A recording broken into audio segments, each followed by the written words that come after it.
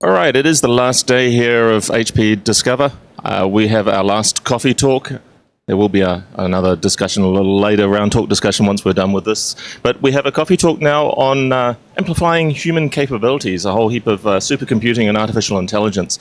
And I don't think we've had a pair of doctors on the stage this week, so we have a pair.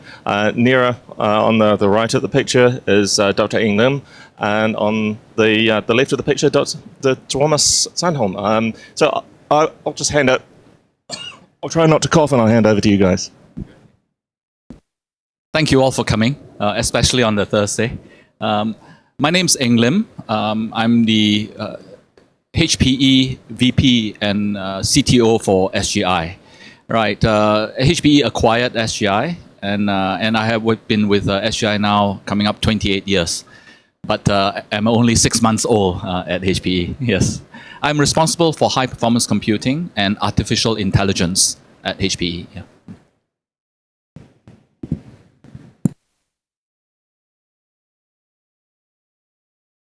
All right.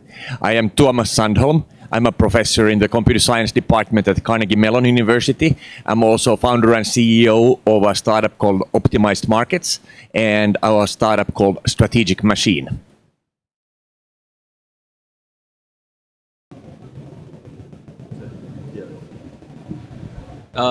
So I just yeah. Mm-hmm. Well, in my area of responsibility, high performance computing, that we are starting to see a shift. Let's start with what we've been doing in HPC for the last 3 decades.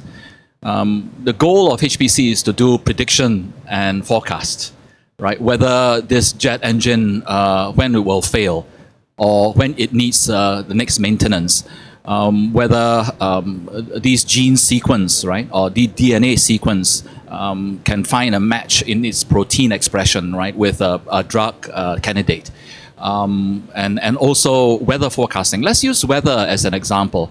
All these years, in order to predict tomorrow's weather, what we do today is write all the equations that models the weather, measure today's weather and feed that in, apply supercomputing power, and hope to predict tomorrow's weather, whether it rain or not, faster than tomorrow's coming. So that's the goal. Now, in the last few years, things changed because of machine learning. And the idea here is that instead of writing all the equations to model the weather, can you not take the 30 years of history that you have, 10,000 days, and feed each day of your history into the machine learning algorithm and see how the machine guesses whether it will rain tomorrow? It doesn't matter if it guesses it wrong at the beginning, because you have 10,000 tries. And each time it tries and it gets it wrong, it adjusts the weights that dials up and down the individual inputs, right?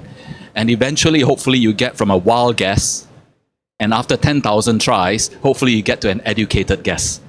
And once you reach there, can you not then use this machine learning tool that has already learned how to do prediction to predict future? And that has been the shift in the industry. And we see this machine learning towards artificial intelligence approach occurring in many places now, from finance industry all the way to what the professor has been working on recently. Okay, so we can talk about whatever you want to talk about, but maybe I should initialize it by telling you a little bit about some of the recent work we have been doing on strategic reasoning under imperfect information. So you could think of it as a fairly new category of AI, strategic reasoning under imperfect information, or what I call strategic augmentation. And at least in my lab, it's all geared towards enterprise solutions. And I'm a serial entrepreneur. All of my software companies have been enterprise software companies. It's being a new category. There currently are really no enterprise solutions of this new technology capability yet. Instead, the technology has really made a lot of progress in the last 13 years, and especially in the last 2 years. And this January, for the first time, we reached superhuman level in strategic reasoning under imperfect information in large games. In particular, our AI called Libratus, which is a product of 14 years of research in my lab, beat 4 of the top 10 heads-up no-limit Texas Hold'em players in a game where that's huge and imperfect information. So the game has 10 to the power of 161 different situations that the player can face. So that's 1 followed by 161 zeros. And this has become the leading benchmark in the AI community for testing these application-independent algorithms. So one needs to keep in mind that these are not algorithms for poker. These are algorithms for general-purpose imperfect information games. And by game, I don't mean that it's recreational. It can be very high stakes. I just mean that it is something that can be formally modeled. And applications that we're pursuing now, both in my lab and my new startup called Strategic Machine, Inc., include automated negotiation, strategic pricing. So, for example, currently even companies that are optimizing their multi-item pricing, they're optimizing it as if they're a monopolist or the competitors' prices are fixed, and then they react to competitors' pricing when that assumption fails. Instead, with strategic pricing, you can actually think about this whole pricing planning into the future strategically, where how I should price my items depends on how others price and vice versa. Similarly, product portfolio optimization. If you're a car manufacturer, which product portfolio you should offer and how you should price that really is affected by what your competitors do, which you don't know because they have private information. So that's again an example where the imperfect information game reasoning technology is much more applicable to the real world than complete information games like checkers, chess, or Go. Other applications include certain areas of finance, cybersecurity. We can talk about that in detail if you like. Military applications, of course, auctions, and most recently we have been working on medical treatment planning, where you generate these sequential treatment plans to battle diseases. And we are working on steering a patient's T-cell population to fight cancers, autoimmune diseases, and infections. The benchmark, right, for the level of where AI has reached, it's games, right? And so far, you've seen what the professor have mentioned. You know, years back, right, IBM's AI system beat the world top chess player, as the professor have mentioned. Few people realized that 2 years before that, the AI software for checkers beat the top world checker player. So you got checkers, then chess. Then people asked, what was the next more complex game than chess? And it turned out to be Go, right? And last year, Google's AlphaGo beat one of the world top Go players. And that's a very complex game, right? Now, after Go, then people were asking, is there another more complex game? It turns out that poker, Texas heads up, no limit, right? The one that was selected, is more complex for one important reason. As the professor mentioned, it is an incomplete information game. Why? Because in poker, you don't know the other party's cards. Unlike in chess or checkers or Go, you can see all the pieces. And this is a very important point in business, because if you want to apply the poker AI software to business, say in negotiation and auctions, you need the fact that the AI software can handle not knowing what the other party is thinking. And this is quite typical in business. And we are very excited to work together with Professor Sandholm, HPE, to come up with a solution, a platform for automated business application. Imagine in the future, if you are negotiating with someone for a contract online, don't be surprised that at the other end is an AI software negotiating with you. So better develop a smarter one to negotiate for you. Right. Anyway, it's just something to think about, huh? Yeah, I agree with that. And you get to the point where now that the AI is superhuman in strategic reasoning, you don't really think about the delegation to AI as a time savings or labor savings measure anymore. It's really about better strategic reasoning. And in these high stakes domains, you don't want to delegate some decisions just to save some time. But now that the AI is superhuman, it almost becomes a necessity. It gives you a competitive advantage in your business strategy, in your negotiation, and so forth. And I'd like to thank HPE. We were doing all of our computation on HPE's supercomputers at the Pittsburgh Supercomputing Center. In particular, we were doing all the computation on a computer called Bridges, which is the newest supercomputer at the Pittsburgh Supercomputing Center. And it worked very well for us. Yes.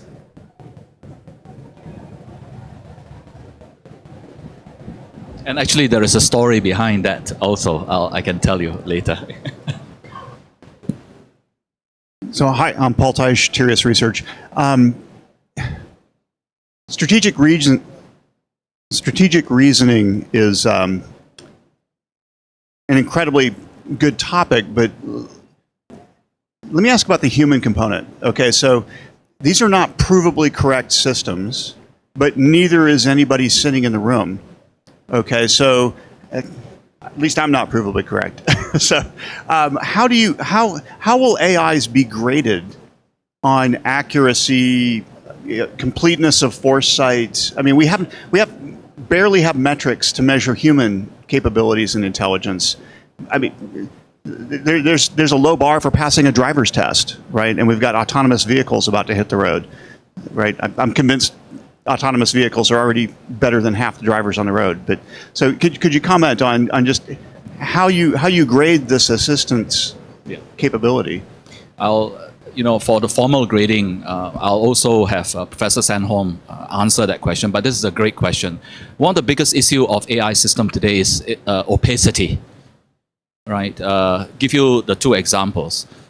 When AlphaGo beat the world top Go player, the developer was interviewed after the session and asked, why did AlphaGo make that particular move to beat Lee Sedol?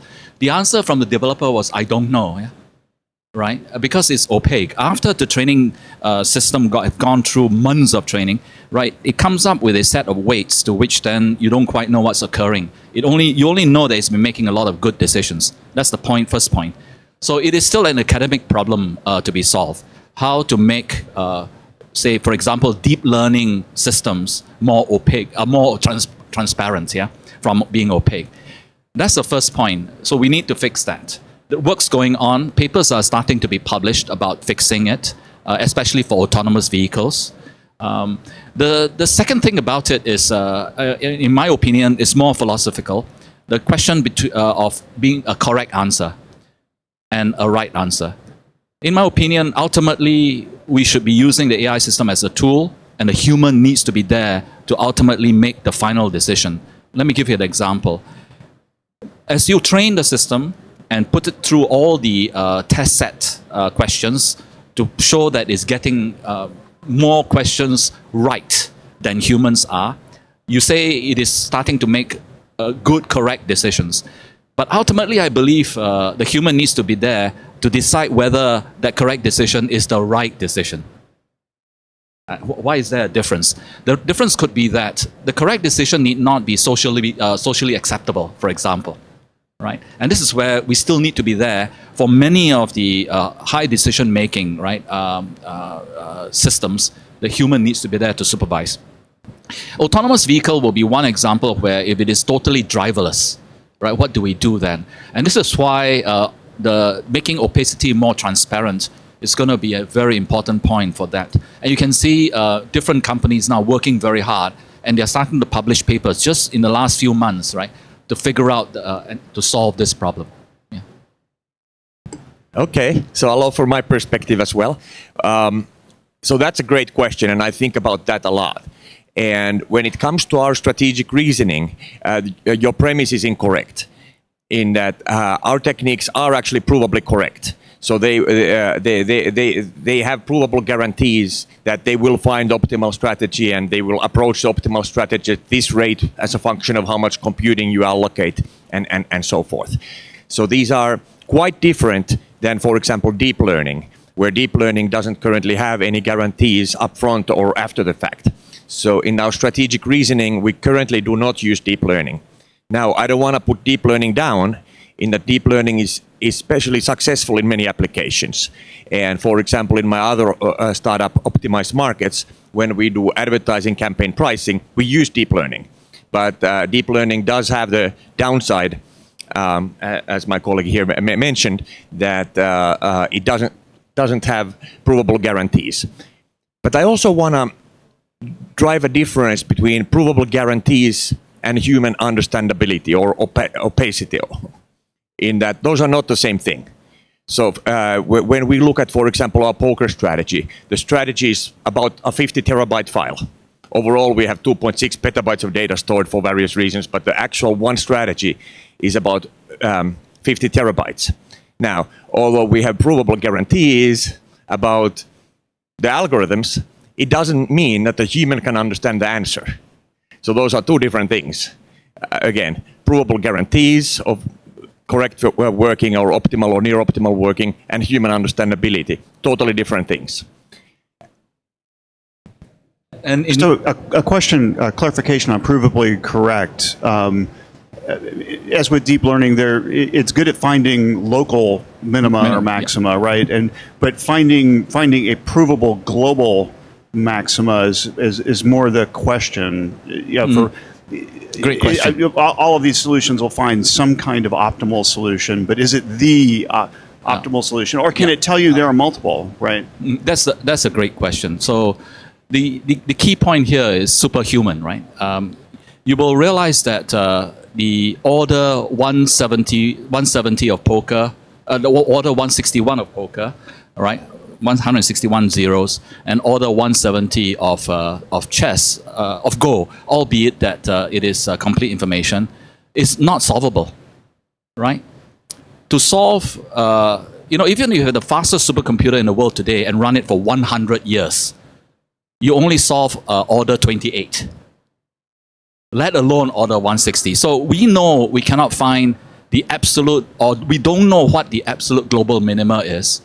And we know we're not going to reach that. The key thing is, can we use the AI software to find a minima better than humans? That's the first question. And that's where we are at today. That's why we call it superhuman rather than absolute system, right? So there's a distinction there. And all these games are, you can see from chess, checkers, and Go, it's just to beat humans, right? So like looking for later, the professor can talk about the kidney pairing, right?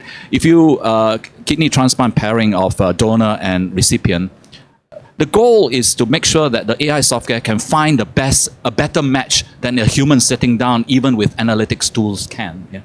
Yeah, because the complexity of the problem is so high, and we are not asking for the machine to tell us the absolute best solution, just a better one.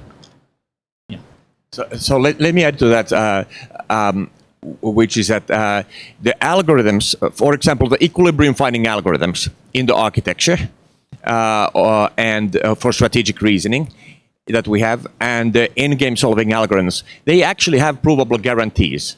So the equilibrium finding algorithm component says that, okay, as a function of computation time, this is how close you are probably to an optimal answer. And Dr. Englim is right that, to actually get there would take longer than the life of the universe because the game is so big. But along the way, you know how close you are. And it's not a question of a local optima. It is bound to the global optimum. And similarly, in the in-game solver, we have this new kind of in-game solving technology with which you can prove that you're not going to be much worse than your original pre-computed strategy, and typically you're much better. Now, there's one piece in the architecture which doesn't give you bounds, which is the abstraction technology up front, where you actually algorithmically abstract the game to make it a smaller game. And we have some papers on abstraction with bounds, but there's still a disparity between the abstraction algorithms that are best in practice and the abstraction algorithms that give bounds. But subject to that small caveat there, all of the algorithms do have bounds, and it's not a question of local optimum. So that's and in the kidney exchange, we're actually we can talk about what that is, but in the kidney exchange, our software is making the transplant plan for the country for 153 transplant centers, so 66% of the transplant centers in the country autonomously twice a week. So this is not a recommender engine, it's really saying that this is the plan and this is what's going to be executed. And there we guarantee that it is the provably optimal, globally optimal answer. Not approaching it, but it is the actually optimal answer. and actually I'm quite interested in that. Yeah, perhaps it's also for the audience here. Typically, when you have a donor and a recipient, and then you have lots of these pairs, right, in the system, and you want to find an exchange where you get the more compatibility amongst the donor and recipient. So basically, what you need to do is do a reshuffle. Is it what you do? So in the kidney exchange, it's kind of a long story, but there aren't enough deceased donor kidneys to go around, so you can do live donation. So if you're a nice guy, I can give you one of my kidneys and we'll both be fine. But chances are we're not blood type and tissue type compatible. So that makes us an incompatible pair. And we put all of these incompatible pairs across the country into a database from different transplant centers, and then we try to find at the simplest swapping cycles. So pair A gives to pair B, gives to pair C, gives to pair A. And also we co-invented this idea of never-ending altruist donor chains. So maybe I'm a nice guy and I'm willing to give a kidney without expecting one in return, so I don't even have a patient who needs one. That triggers a chain in the pool. Now, the hard part here is that we can't take more than one kidney out of any donor. So that causes the solution to have to be disjoint cycles and chains. And finding the best combination of disjoint cycles and chains is actually an NP-complete optimization problem where the number of possible solutions is bigger than the number of atoms in the universe. So that is the problem that we're solving with the AI. And we guarantee that we find the 100% optimal solution there. So we keep using the example of number of atoms in the universe, right? So, that's the reason 10 to the power 170 or 10 to the power 161 is an enormous number, right?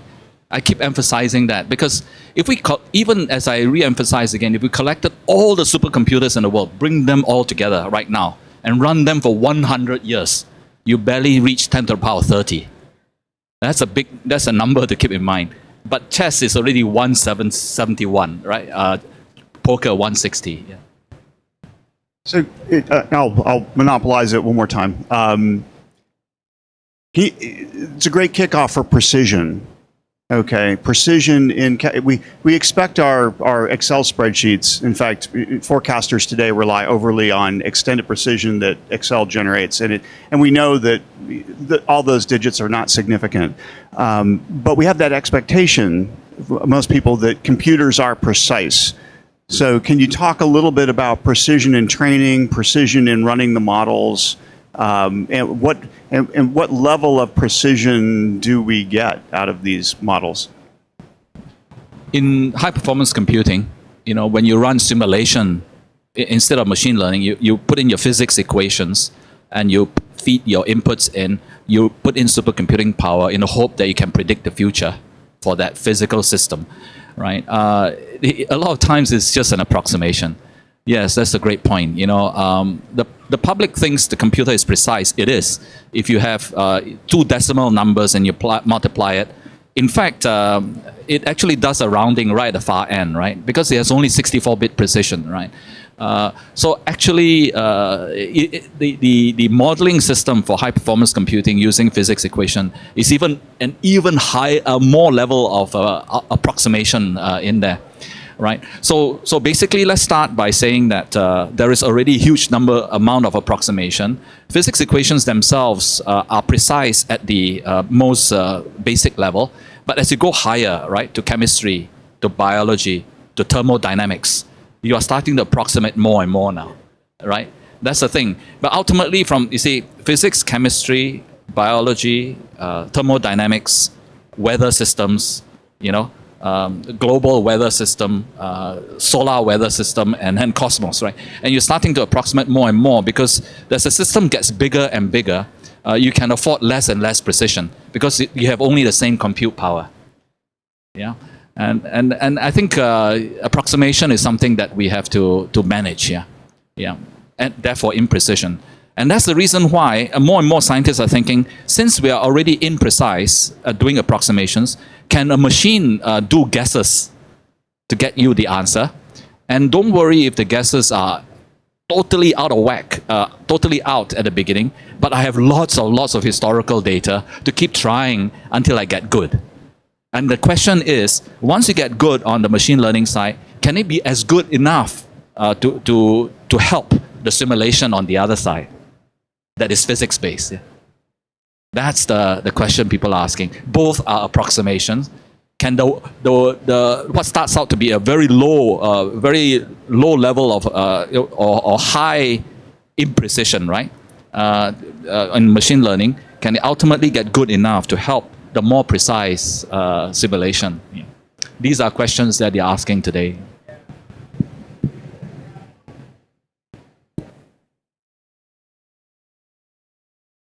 Yes, since we have some time here, I'd just like to bring this particular point about up that we are very honored with the work Professor Sandholm is doing, right?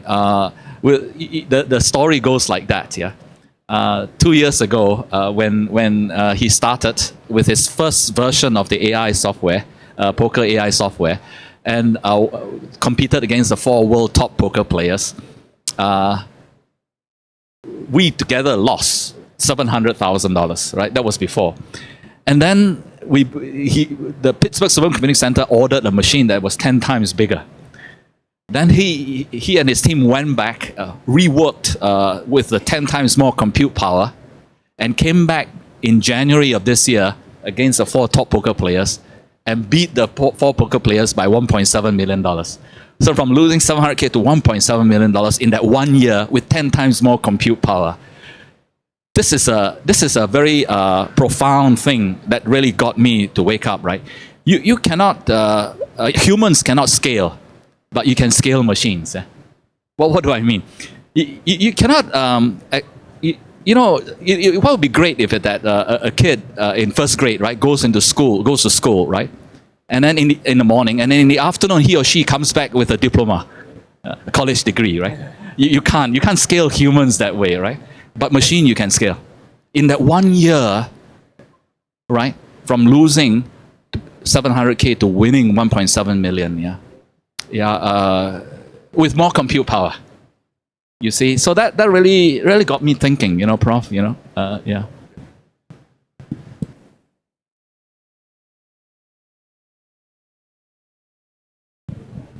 So now the funding strategy for Carnegie Mellon is to play online poker?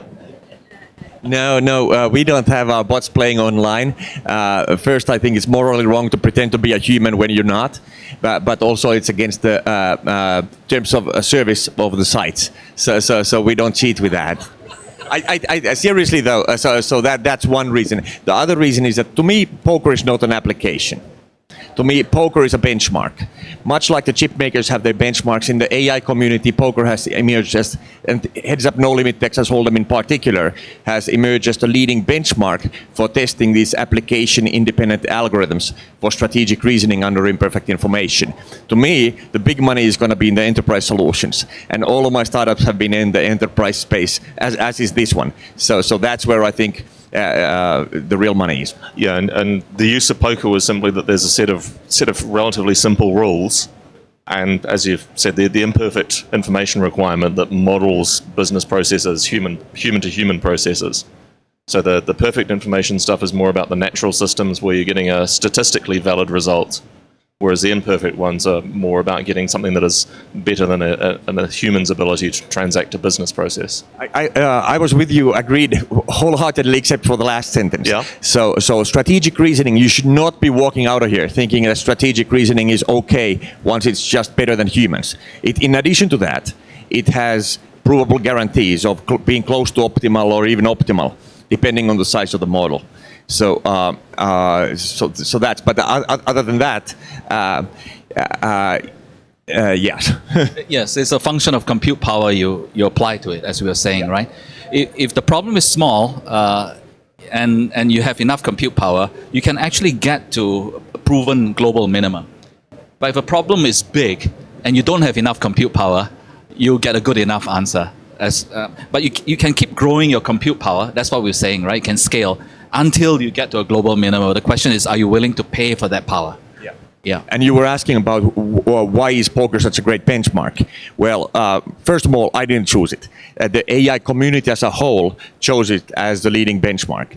And why? Well, as you said, the rules are fairly simple. in that, a lot of people around the world can understand that, okay, this is the game. We're all testing our stuff on the same game.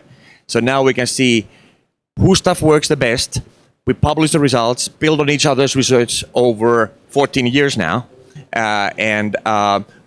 This really has accelerated the progress by orders of magnitude scalability in the algorithms, not even taking into account the extra boost that you get from the supercomputing advances. So same problem, very large, imperfect information. That's perfect for testing these algorithms. So with the poker model, you're judging its skill capability versus human players, and when you get to the point where this AI is able to best the best, as it were, a lot of what it's learned has been not just knowing what the simple rules are, but you've got these weird, unpredictable meat machines doing these strange things that it has to learn to best because of these atypical expectations. The next step in my mind is you got to have them playing against each other, the AIs, and see if they can learn from each other, because it's that randomness, the unpredictability, when you bring in that odd human being that just, they're wired differently, that changes the way that the game gets played. It's new tactics, new strategy that nobody would have considered, obviously, because this is net new. Would the AIs actually be able to learn from each other with no other input? Or does it require that truly chaotic meat machine? Actually, it's the other way around. So the AI started to play each other much earlier. So we started the annual computer poker competition at AAAI, which is an Association for the Advancement of Artificial Intelligence, at their annual conference. We have been playing this annual computer poker competition every year since 2006. So the AIs were playing against each other. And this is at a time where the AIs were way worse than the humans. So there would have been no point us going against the best humans. We would have been laughed out of the room. And for the last 3 years, we have actually won the annual computer poker competition with earlier versions of AIs that were much weaker than Libratus. But now with Libratus, we can actually beat the best humans. And that's actually another reason why poker is such a great benchmark, in that you have really strong humans to benchmark against. If you go into business negotiation, you could argue that, hey, maybe people aren't that great, or we don't know who the great ones are. Really, everybody thinks they're great. But in poker, you really know that these guys have been playing this game and nothing else. Heads up, no limit, Texas Hold'em, year in, year out. They have millions. That's their profession. They've been playing millions of hands at this, and they are unbelievably good. I didn't even know that with meat as a computing substrate, you can actually be that good. Yes, and in the deep learning world, right? They have what they call reinforcement learning. In fact, they put two of the machines together and reinforce each other to learn from each other. And that's part of the reason why opacity comes along. So that's related to the earlier question. Let's take an example. In first grade, right, the teacher teaches the student. So the teacher can actually track the progress of the student. But what happens in second grade? The two kids go out and play with each other. The teacher steps back. And 10 years later, the two kids come back. The teacher don't quite know how the two kids have developed. And that's what reinforcement learning gives you. It gives you a stronger solution, right? But then the trainer, the teacher, the humans, right, have stepped back. And you know less and less about the machine after that. So that's the other issue with reinforcement learning. And that's the reason why now there's a lot of work in academic trying to figure out how to fix that in deep learning. Yeah. Actually, let me pick up on another point just to clarify. You were saying that you need to learn from the opponents. It's not necessarily so. So historically, there were two strands of doing gameplay in imperfect information settings. One was, trying to do opponent modeling and exploitation, which is, I guess, what you're thinking about. And the other was the game theoretic approach. And when the latter really became fully scalable, it beat the pants off the former. So currently, all of the best AIs for poker are based on game theoretic reasoning. And game theoretic reasoning doesn't require any data as input. So if you think about how we created Libratus, it wasn't looking at historical play like in AlphaGo. They were looking at master level plays, things like that. We didn't take any data as input. The only input was the rules of the game, and then you just learn to play game theoretically. And that gives it the generality that it's going to work against any opponent, rational or irrational, and in any application for business, because you don't need to have the data as the input. But now we did have a third module which would actually look at the humans play in aggregate and not trying to take advantage of their weaknesses, because I felt that they don't have very many, but instead to let them show us where our weaknesses are, and then we would supercompute an answer using our algorithms for those parts of the strategy space to have an even closer approximation to game theoretic play. And that's nice in that that's a universal patch. Now that patch, where our hole has been patched, will work against any human, not just those particular humans. There's not really a tell for a human to use against the machine, is there? The ultimate poker face? He hasn't even used visual inputs yet to the machine, right? Yeah, well, we're not using visual inputs, and we also promised the humans that we're not using timing tells, so they can actually think harder at the harder problems, while if you're playing humans, they will pick up on that, the timing. And we said that, okay, you can use any timing tells you think we have. If our AI thinks longer, and you think it signals something to you, have at it.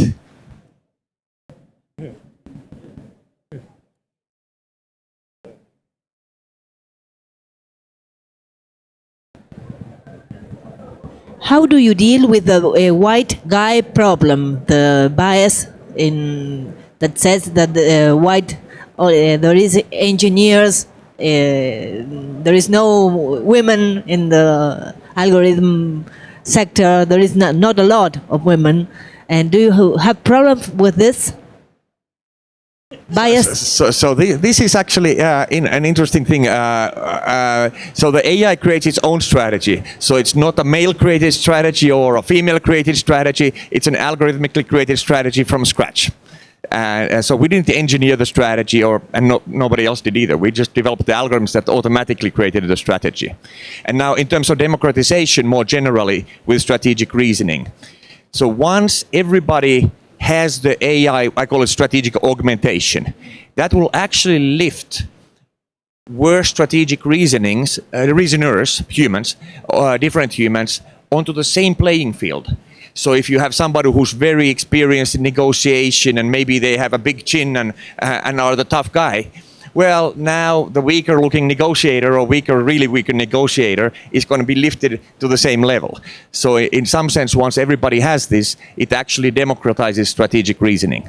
This societal question is brought up quite commonly every time we talk about AI, right? What happens 100 years from now? So there are two parts to this, right? As the prof have mentioned, I think students that come out of school, right? Any student, I think they'll be very good at using tools. If you treat AI as just another higher level tool, you'll democratize things. Essentially, perhaps, right, STEM will still be important to understand the basics of what the AI is in school.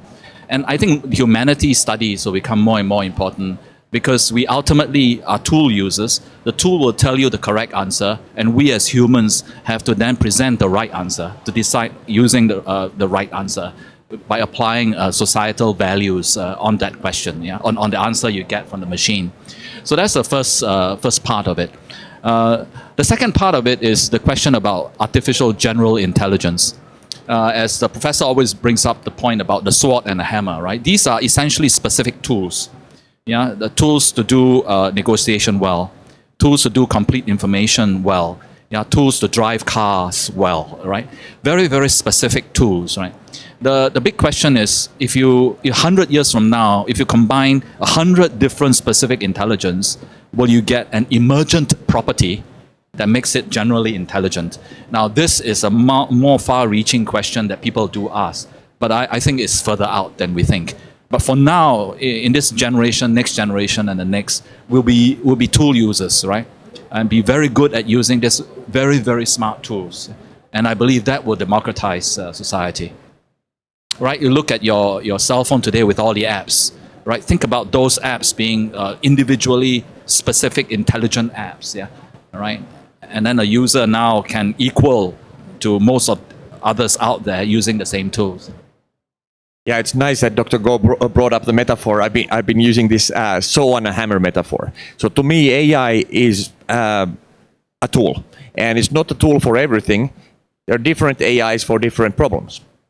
And just like there's a saw for cutting wood and a hammer for hammering. And people are worried about AI becoming a super species that is going to take over mankind. But that's more like a Hollywood movie thing. There's no real demand for a saw hammer. A saw hammer would be a worse tool than a separate hammer and a saw. Same in AI. So yeah, so I don't think that there's any need. There's no demand for this grand AI that's going to do everything. It's more like a movie thing. So for these predictive technologies, right now, what's the percentage of accuracy that you guys can get, and where do you think that it's going to go?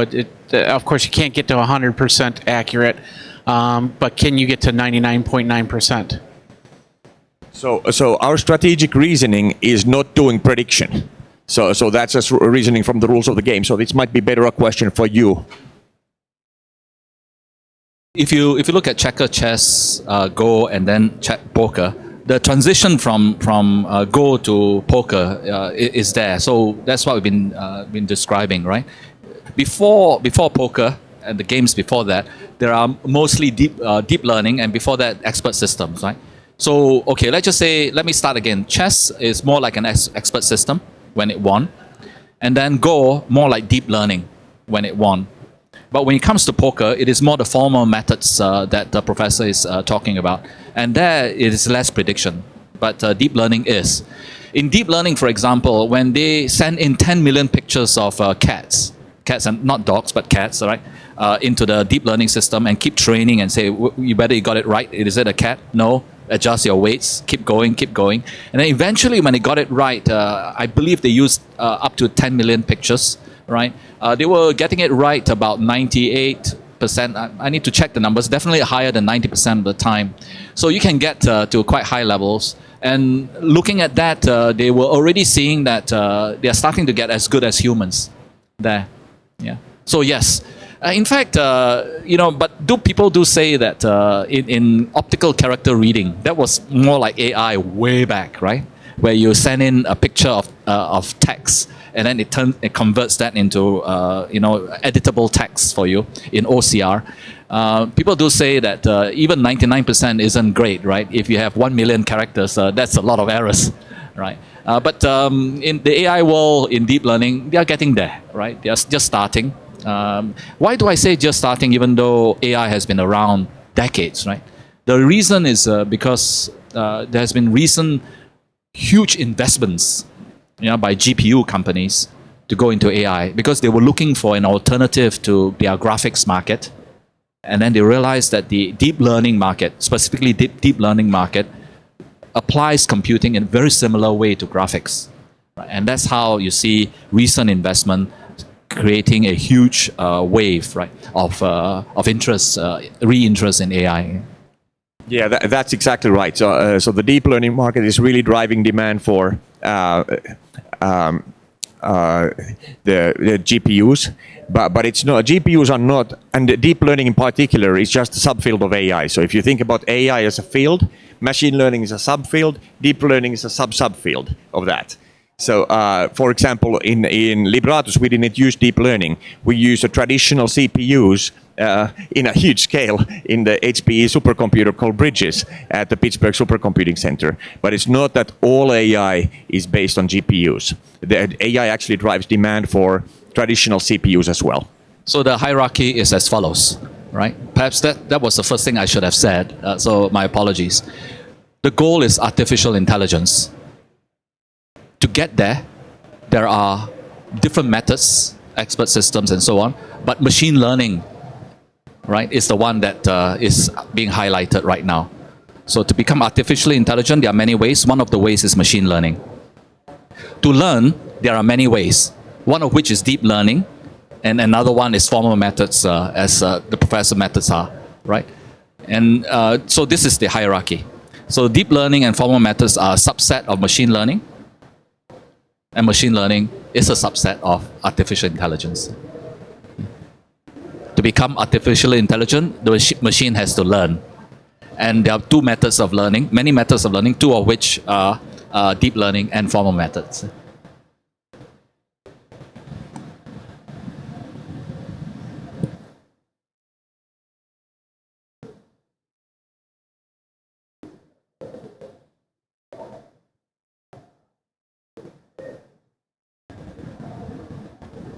How are we doing? Any more questions for the guys? One of the observations I was going to make is that when you talk about the weather prediction, it's a not quite real-time system, but playing poker is absolutely real-time in response. What things have led to those changes? Is it just that they are different classes of problems, or have there been recent innovations that have made significant differences there?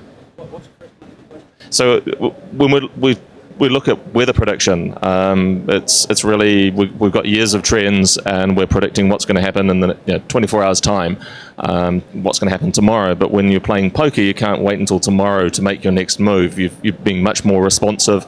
And does that point towards more real-time AI and things like autonomous vehicles, those kinds of applications? Yes, you're right. You spotted that point really well. So in weather prediction, before the weather station publishes tomorrow's weather, they have to apply supercomputing power to do the calculation. The Weather Bureau, NOAA, and so on.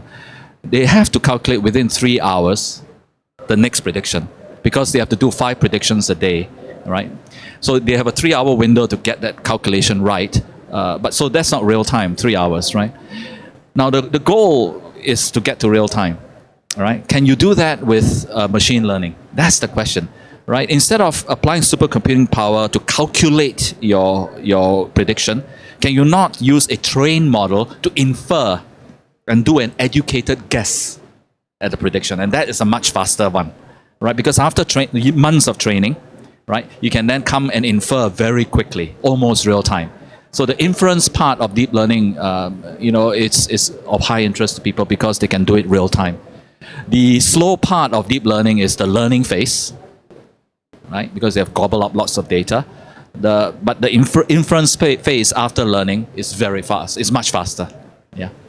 And similarly, in Libratus, we are also balancing this trade-off by having algorithms both that do computation before and computation during. So before the event, we spent about 15 million core hours of pre-computing strategies for the game. And this is before the match even had started.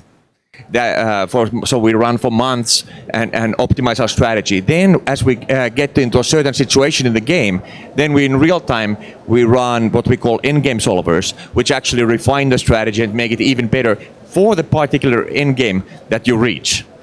And then in the background, we actually keep improving the strategies that the first of the 3 modules created. So there's this 3-component architecture where some of the components run offline in advance, some are working online during the event. And nothing is working in real time in the sense of sub-second. But when we talk about real time, it's sub-minute. And at 11 a.m., Theater 5, the professor will have 3 slides that describe these steps. If you're interested, you can be there. 11 a.m., Theater 5. Yeah. Well, gentlemen, thank you very much for bringing us some more on artificial intelligence, and particularly it's interesting to see where this is going in terms of applicability to real-world problems rather than just playing poker. So thanks for having us. And we'll be back with a little review of what's happened here at HPE Discover amongst the bloggers in about half an hour's time. Thank you. Thank you all.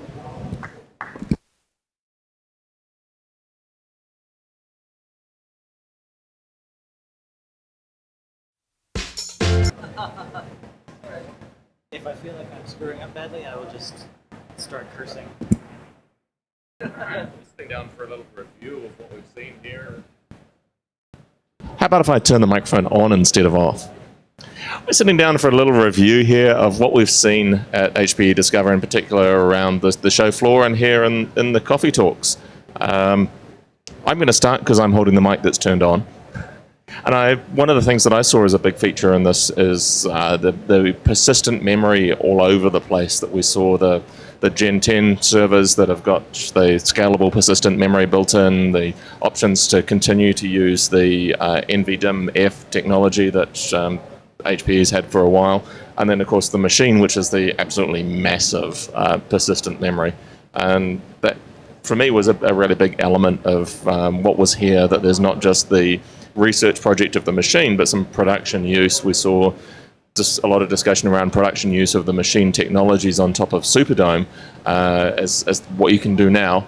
And then we're seeing the Gen 10s are going to give us an option to do it at a much lower cost. So those were the things that stood out for me. Drew, what did you see in this world? The thing that stood out for me was the new switch, a core switch that Aruba Networks announced, the 8400. What's interesting, one is that Aruba is pushing into the core because they've been sort of a campus and edge players now, coming up with they've specifically called out the Catalyst as a competitor they're trying to dislodge. The other cool thing is the way they've designed the switch.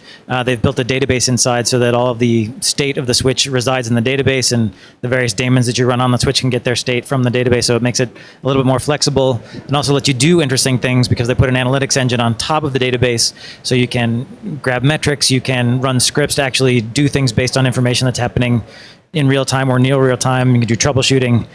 So nice to see Aruba kind of pushing the envelope a little bit and the market competitively. And that switch away from having essentially a plain text file that's your config to a programmatically accessible config is a really significant thing that I think we should see from other vendors, but here it is first. Well, I think Arista does something very similar in terms of also having the database and also being open to APIs so that you can access it programmatically.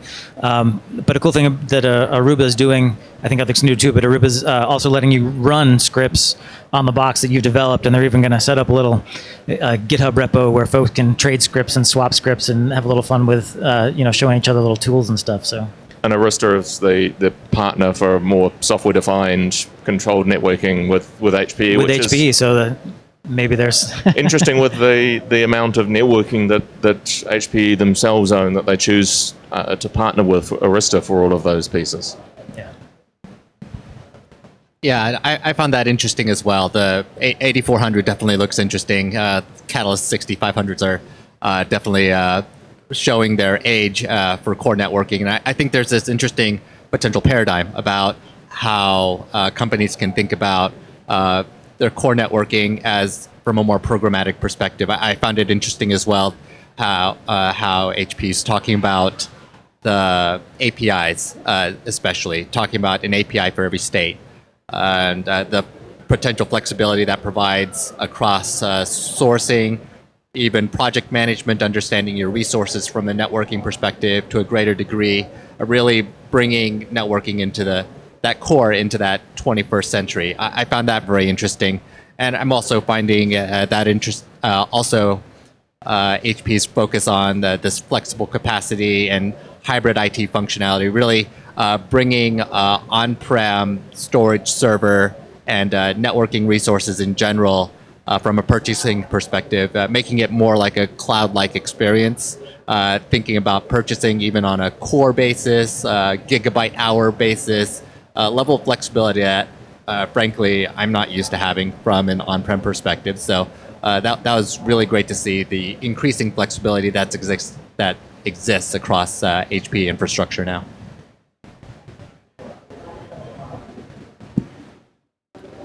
Of particular interest for me was the Project New Stack. HPE themselves and of course the whole industry is talking about hybrid cloud. And for so long when I was watching all these presentations I thought, but how do you do it? You've got all these different places, all these different tools. What is it that brings it together? And for a long time I thought I was missing something. It was almost a question you didn't dare ask. Is there people out here doing this in a way that I don't know about? And I think, as it turns out, that overarching tool to enable the easy management of a hybrid cloud hasn't existed until now, at least not in a mature state. And of course, HPE have come and announced this project New Stack, which aims to sort of fill that gap as being the orchestration tool of your hybrid infrastructure. So you're not able only to look at your on-prem data center, but also your AWS, Azure from a single console, looking at things like cost control, orchestration. I think if they can pull it off, it's really exciting.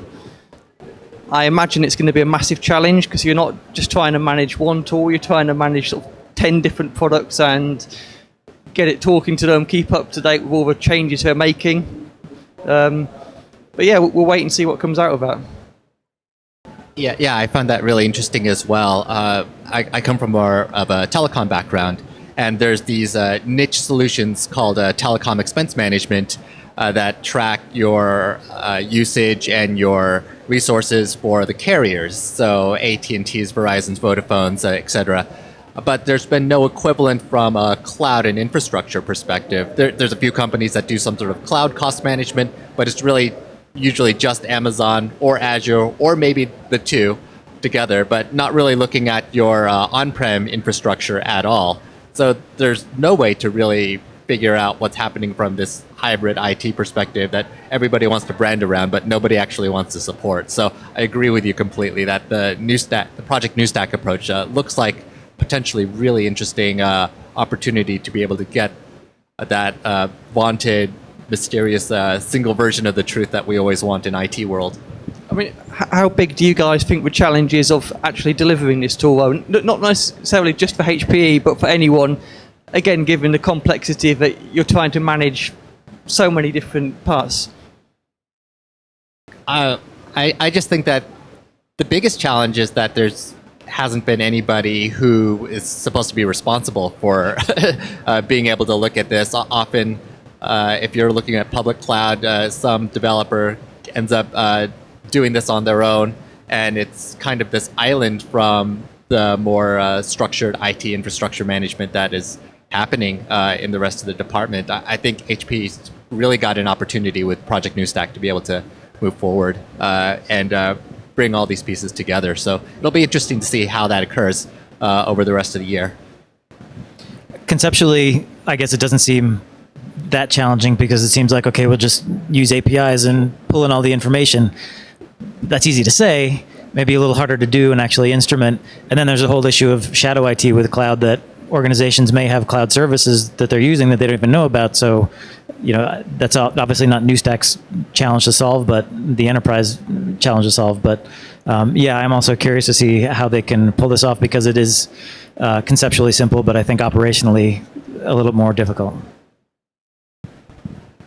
Yeah, I think there's some significant challenges around the completely different models that each of the resource centers use, that your on-premises environment runs in a very different model to the cloud environments. And so having a coherent and cohesive way of managing across those is a challenge. I also wonder whether there is true value to it.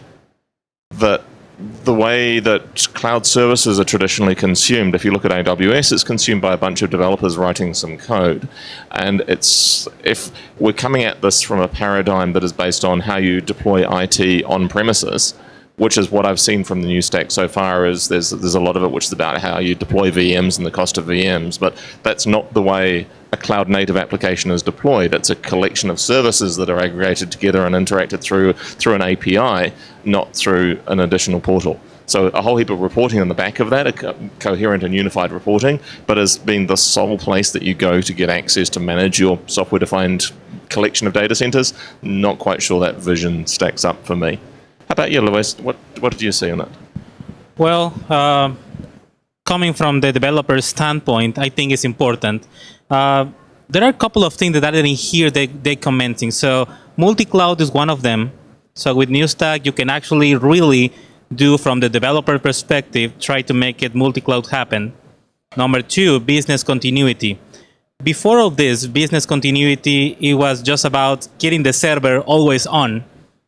The server doesn't have to come off, don't have to have downtime. Now business continuity, in my opinion, that means be able to move all your resources from on-premises to off-premises to the cloud, from one cloud to another cloud, and never lose any time of connectivity, never having downtime. So I think if we manage NewStack using just the APIs, me as a developer, I can build something to my application to become actually something. It can be resilient, and it doesn't have to depend on any, let's call it server for that matter, or instance. It can be living in any place, and I can just change it from one place to another very easily. And the APIs, boy, I'm excited for the APIs. I really am.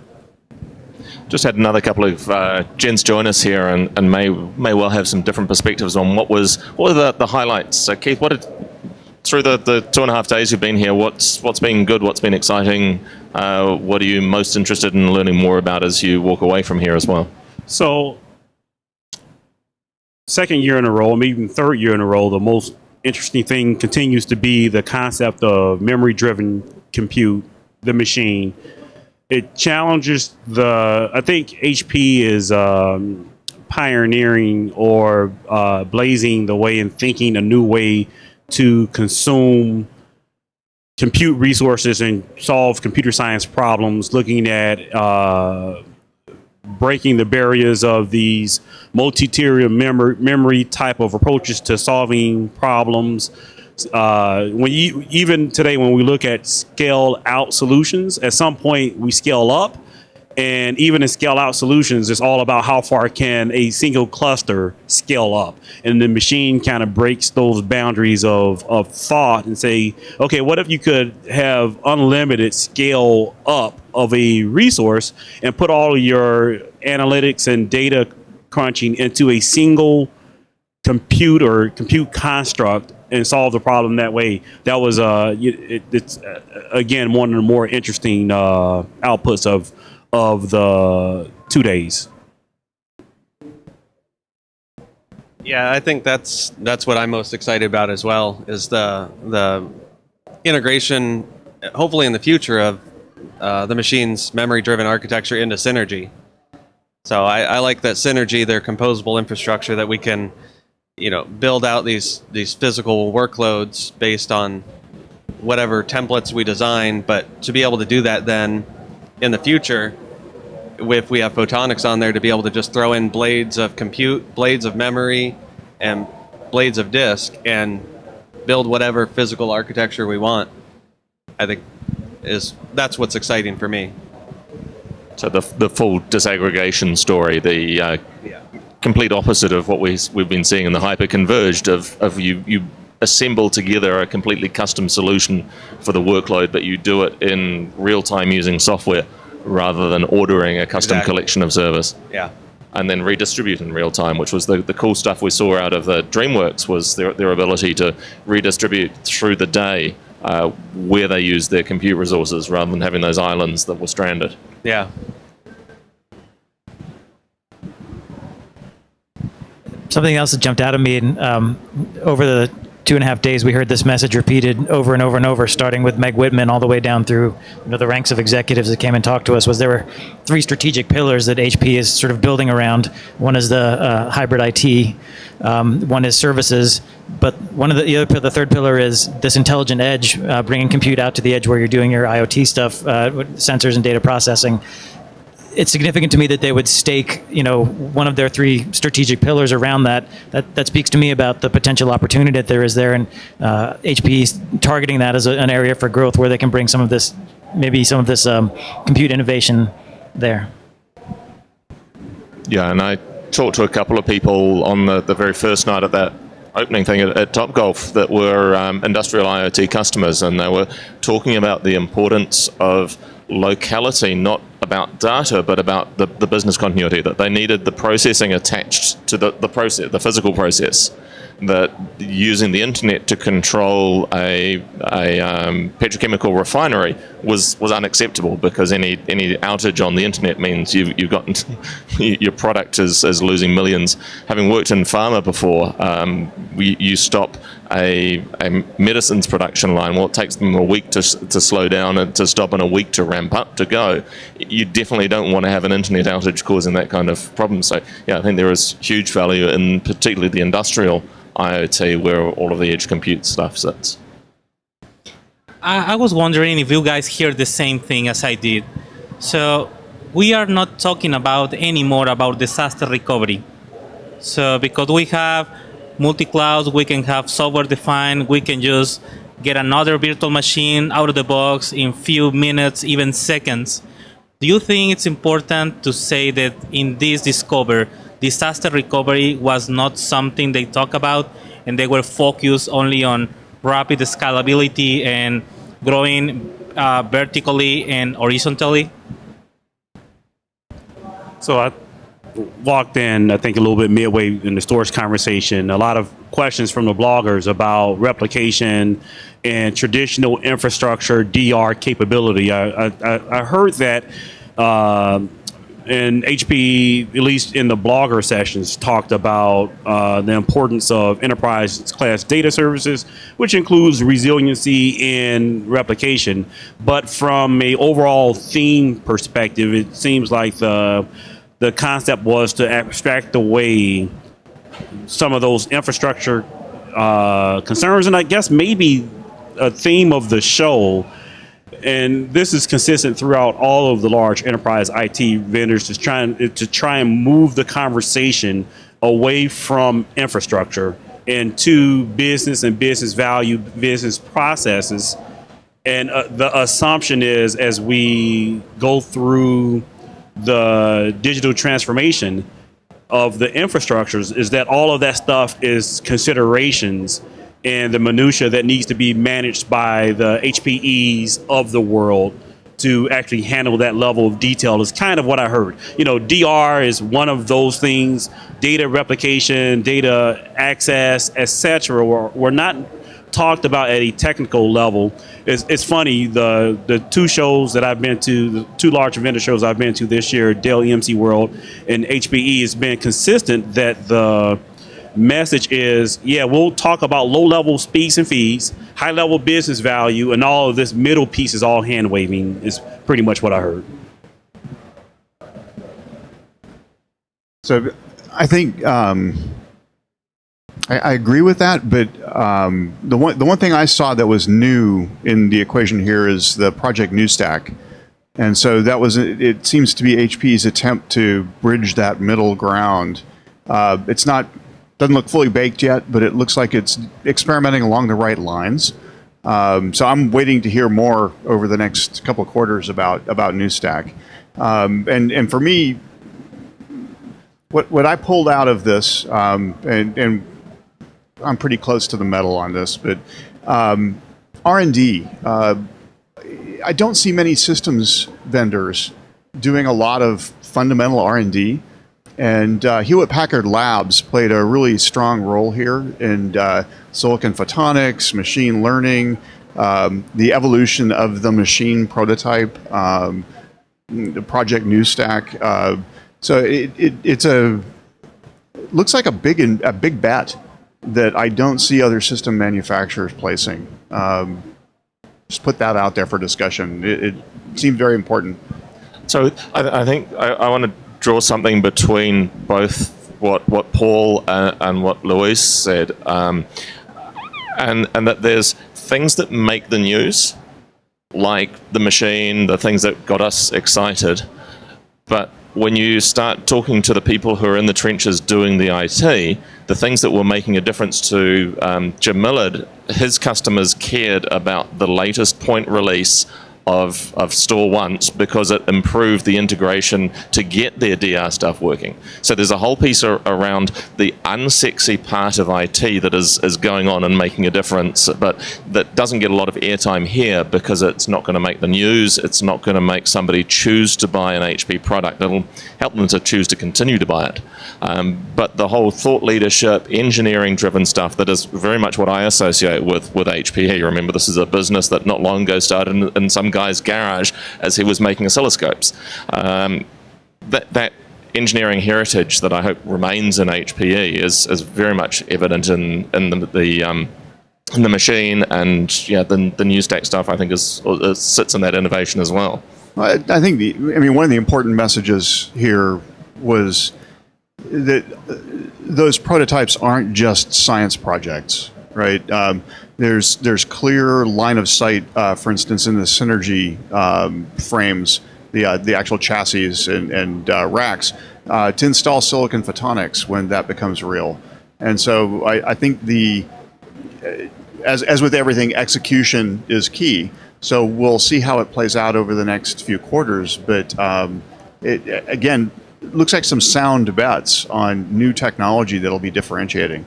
And I felt like the massive scale, the scalable persistent memory that's in the Gen 10 ProLiants was actually a result of the machine efforts as well. I felt there was a definite parallel in those.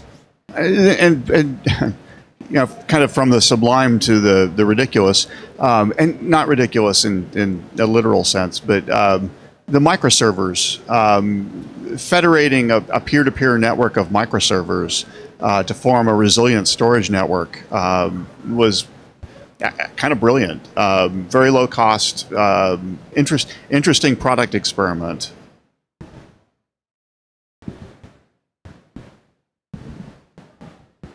So we're coming fresh off of the tour of NewStack, and so I guess one of the questions that I have, my concerns coming into HPE Discover was kind of like, HPE has shrunk. You have that Arthur the Dale's video with, making fun of HPE kind of shrinking and refocusing. So the desire was to see the refocus. I saw NewStack. I agree with you guys. A lot of great stuff in NewStack.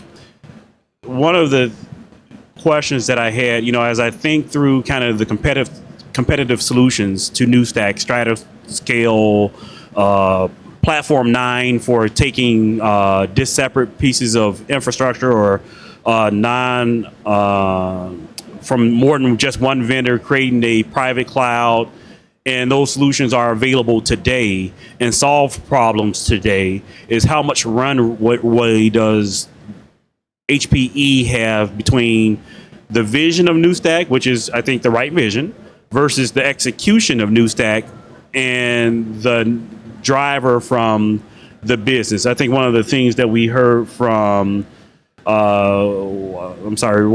Lewis, the VP of Cloud and Hybrid Cloud, was that the customer conversations is all the way from one side of you still have customers still trying to virtualize their existing infrastructure to, when you look at someone like GE, who's leading like IoT and using platform as a service to build interesting applications. You have this wide range of customers. What do you guys think they're at when it comes to runway to wait for a NewStack to become a part of a solution, a product, etc.? Well, as I said in the sessions, I've had customers in New Zealand 5 years ago asking for what NewStack is going to deliver. So I think there is a huge latent demand for this now. New Zealand's early adopters, so customers in the US have probably only been asking for it for a couple of years. But I think there is an immediate need for it. The runway really depends on who else is offering what, and there aren't many organizations the size of HPE that are likely to offer this. So when we talk about Platform 9 as a small startup, they're doing awesome work at the speed of a startup, but they're a small startup, and it's a risk to start adopting them. So there's definitely runway for them on it, and I'm not really seeing the other large companies, the enterprise companies offering the same sorts of things. Yeah, and I think one of the keys for HPE in making this work is to really be, at least on the Project NewStack visibility perspective, being committed to being vendor neutral in understanding what's happening across all of their clients. It means they might have to work with Dell. They might have to work with their networking competitors, across the board in understanding what is this really a hybrid IT environment, not just from IT perspective, but also from a vendor perspective. If HP can take advantage of this new greater visibility that they can potentially provide to the IT infrastructure environment as a whole, I think that's a real opportunity both to be competitive in specific areas as well as to simply be more provide more strategic guidance to the CIO office as a whole.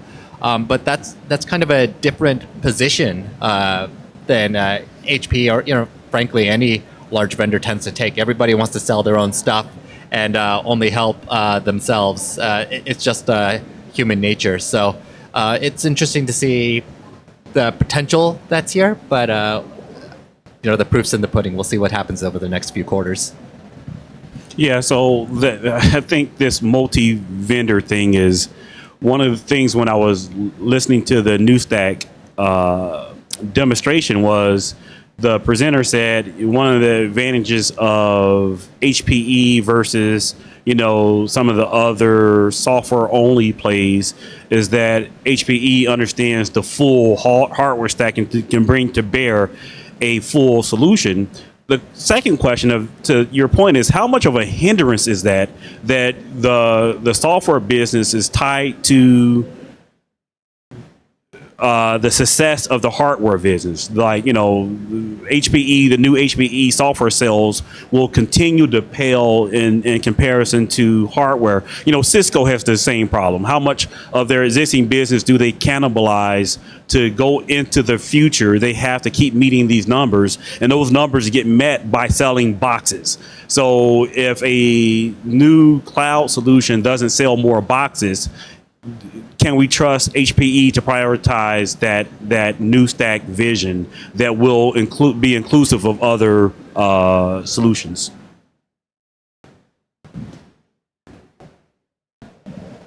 Actually, I think new stack being hardware agnostic is kind of a brilliant move. I've seen some of the service level players like Rackspace, develop these knowledge bases of heterogeneous system environments. And so here HPE can actually learn about competitive environments at their customer's request. Essentially, as you as a customer bring a set of hardware online and bring it into the new stack fold, it's a discovery process of what hardware do you have, how is it being managed today, what apps are being loaded. And so all of that gets enumerated and kind of pulled back in for HPE to kind of take a look at it and say, okay, this is what's happening across the board. Might be an interesting competitive tool.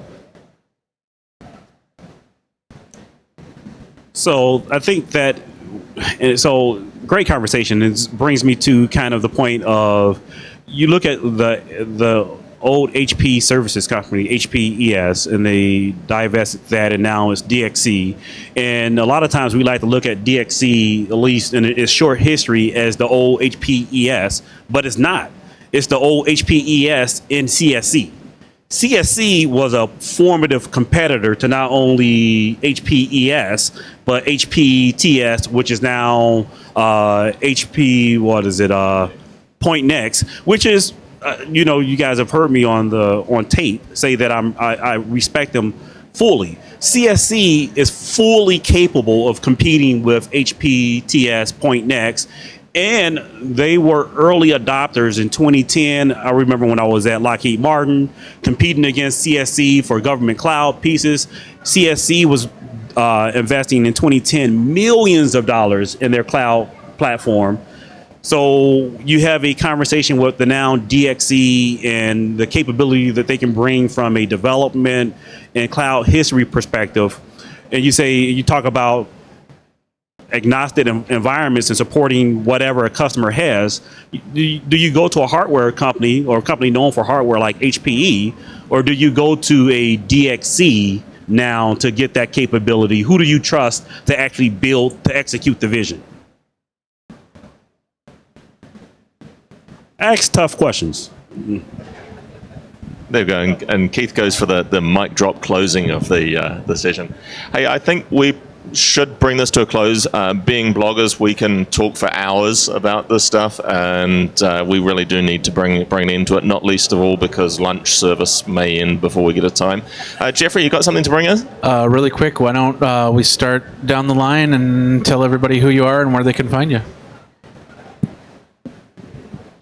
I'm Hyun Park. I study technology subscription management at amalgaminsights.com. I'm Drew Connery Murray. I blog at Packet Pushers, and you can find me on Twitter at Drew_CM.